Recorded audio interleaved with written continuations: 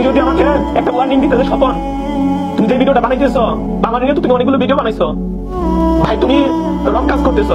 আমাকে যদি জাস্ট একটা ওয়ার্নিং দিতে, আমার ফোন নাম্বার কিন্তু তোমার কাছের মানুষ, তোমার সাথে যারা আছে বেশিরভাগ মানুষের কাছে কিন্তু আছে আমার ফোন নাম্বার। তুমি যদি একটাবার ফোন দিয়ে বলতে, আমাকে এসএমএস দিয়ে যদি বলতে স্বপন তুমি কাজগুলো রং করতেছো, জাস্ট একটাবার যদি বলতে, তারপরে যদি দেখতে যে আমি কোনো ভিডিও বানাইছি, তখন তুমি আমার নামে মামলা দিতে পারো। আমাকে একটা ওয়ার্নিং দাও না, একটা কোনো কিছু আমাকে বলো না, মুখের কথা বলো নাই।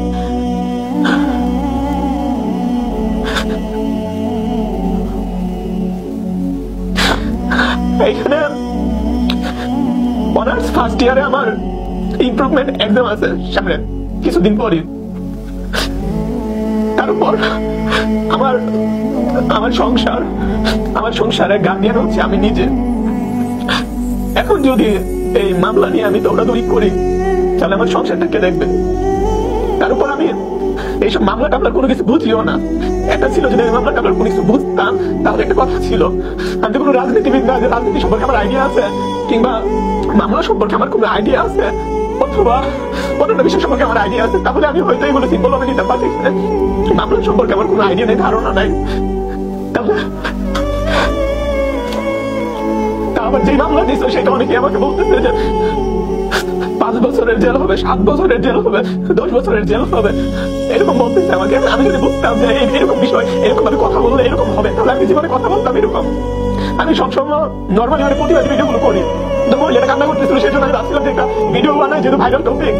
কিন্তু সেটা যে মানে আন্টি আঙ্কেল তারপর তোমাদের মাইকে থেকে আমি ছোট করবো বা ছোট হয়ে যাচ্ছে, সেটা তো আমি তখন বুঝি নাই। আমি যদি বুঝতাম তখন কি আমি বানাইতাম।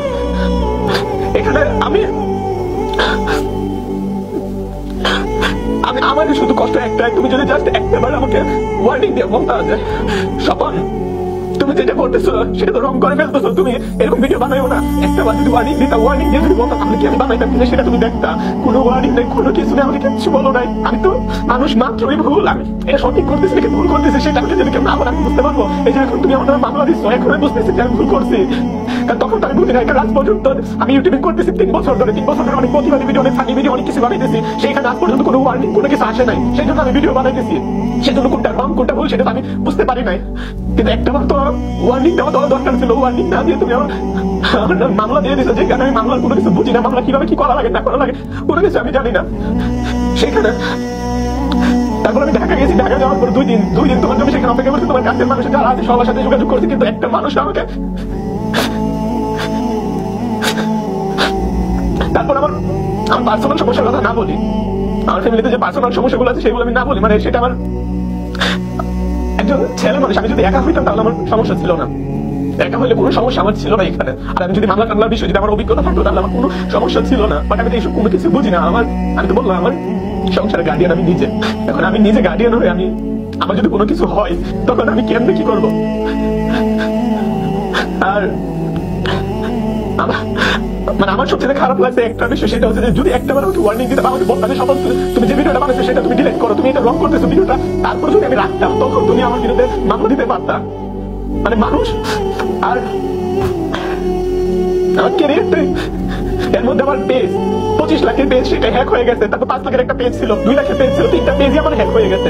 এই যে টেনশনে আমি মানে 1.5 মাস ধরে আমি কিছু করতে পারতেছি না। এর মধ্যে আমার তুমি মামলা দিছো, সামনে আমার পরীক্ষা।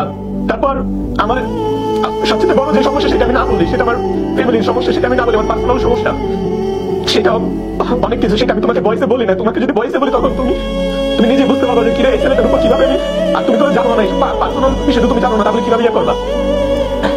তো আমি আঙ্কেল এবং আন্টির কাছে আমি মাপ চাইতেছি। আঙ্কেল এবং আন্টি যদি আপনারা এই ভিডিওটা দেখে থাকেন তাহলে দয়া করে আমাকে মাফ করে দিবেন।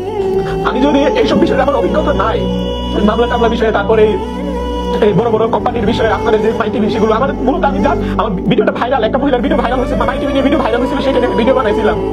কিন্তু কি বলতে হবে না বলতে পারি তখন আমি কিছু তখন আমি বুঝতে পারি না যে নেগেটিভ ভাবে আমি বানাই ফেলতেছি ভিডিওটা। তো সেই জন্য আঙ্কেল এবং আন্টি আমি আপনাদের কাছে মাপ চাইতেছি, মানে দয়া করে।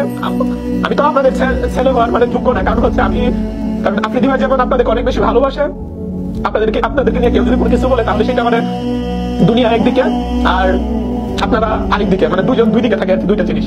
তো আমি আপনাদেরকে ছোট করছি মানুষের কাছে, আমার দ্বারা আপনারা ছোট হয়েছে, তো সেটার জন্য আমি মাপ চাইতেছি। দয়া করে, মানে ছেলে হিসেবে তো মাফ করতে পারবেন না, দয়া করে মানে মানবতার দিক দিয়ে আপনারা আমাকে মাফ করে দিবেন। কারণ আপনারা আমি আমি আপনাদেরকে কষ্ট দিছি, হয়তো আমার ভিডিওটা বানানো উচিত হয় না, আমি একজন ইউটিউবার হয়ে আরেকজন ইউটিউবারকে নিয়ে ভিডিও বানাইছি, সেটার জন্য আমি মাপ চাইতেছি। আর আফ্রিদি ভাই, আমি তোমাকে অনেকগুলো ভয়েস দিছি, তুমি শুনছো কিনা আমি জানি না, কিন্তু প্রান্ত ভাই বলছে যে তুমি ভয়েস শুনছো, তারপর তোমাকে আরো ভয়েস দেওয়ার জন্য বলছিল, আমি তখনও ভয়েস দিতেছিলাম তোমাকে। কিন্তু আমি যখন ঢাকায় গেছি, তোমাদের অফিসের সামনে গেছি, আমি অনেক মানুষকে ফোন দিছি, তোমার কাছের মানুষ যারা, দুইটা দিন যে আমি কি পরিমাণ কষ্ট করছি ঢাকায় এই গরমের মধ্যে। আচ্ছা এগুলো বাদ দিই, কারণ তুমি আমার উপর রেগে আছো সেটা আমি বুঝতে পারতেছি। আমি তোমার কাছে মাপ চাইতেছি, আমার এইসব কথা আমি না বলি, বাট আমি তোমার কাছে মাপ চাইতেছি, দয়া করে মাফ করে দাও। কারণ হচ্ছে মানুষ হয়তো প্রবাদ নাকি কি যেন কথা আছে যে 3 বারের গুণ আল্লাহ মাফ করে, এরকম একটা কথা আমি ছোট থেকে মানে বড় হয়েছে এরকম শুনতে শুনতে আর কি। তো আমি যেহেতু তোমার কাছে একবার অন্যায় করছি, তুমি আমাকে একবার মাফ করে দাও। তারপর যদি দেখো যে নেক্সটে যদি চুল পরিমাণ কোনো ভিডিও বানাইছে কিংবা কথা বলছে তোমাদেরকে নিয়ে, তখন মানে যেইটা বলবা তখন আমি সেটা আমি মাথা পেতে নিব, যেটা তুমি আমাকে করতে চাইবা তোমরা, আমি তখন সেটা মাথা পেতে নিব। এখানে আমি মানে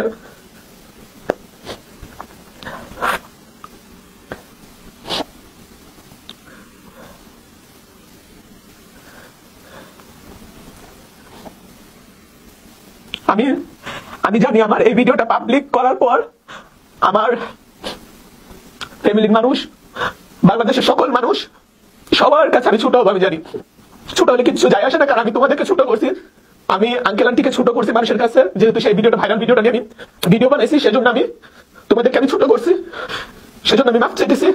আবারও আমি ছোট কি আমি এর চাইতে বেশি শাস্তি পাওয়ার যোগ্য আমি এখন মনে করতেছি। কারণ তুমি যখন অসুস্থ ছিলে, আমি তখন শুনি নাই যে তুমি অসুস্থ থাকা অবস্থায় আমি ভিডিও বানিয়েছি, তখন আমি বুঝতে পারি নাই, তখন আমি শুনি নাই যে জানি না যে তুমি অসুস্থ ছিলা। বাট যখন আমি হৃদয়ের কাছ থেকে শুনতে পারলাম যে তুমি অসুস্থ থাকা অবস্থায় ভিডিও বানিয়েছি, তখন আমার খারাপ লাগলো।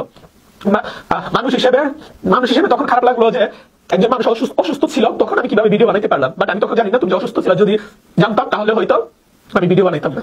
আর এই ভিডিওটা হয়তো আমি আমার নতুন পেজে সবার আমি 2.0 হয়তো আপলোড করতে পারি, কারণ আমার পেজগুলো যে 3টা পেজ আছে 25 লাখ 5 লাখ 3 লাখের যে পেজগুলো সবগুলোতে হ্যাক আপনারা সবাই জানেন। সো আমি নতুন পেজে হয়তো আপলোড করতে পারি। সো আপনারা দয়া করে প্রত্যেকটা মানুষ এই ভিডিওটা শেয়ার দিবেন, কারণ আফ্রিদি ভাই অবশ্যই আমার রেগে আছে, আমার ভয়েসে শুনতে চাচ্ছে না, আমার সাথে কথা বলতে চাচ্ছে না, আমাকে মাফ করতেও চাচ্ছে না, মানে আমাকে শাস্তি দিতে চাচ্ছে।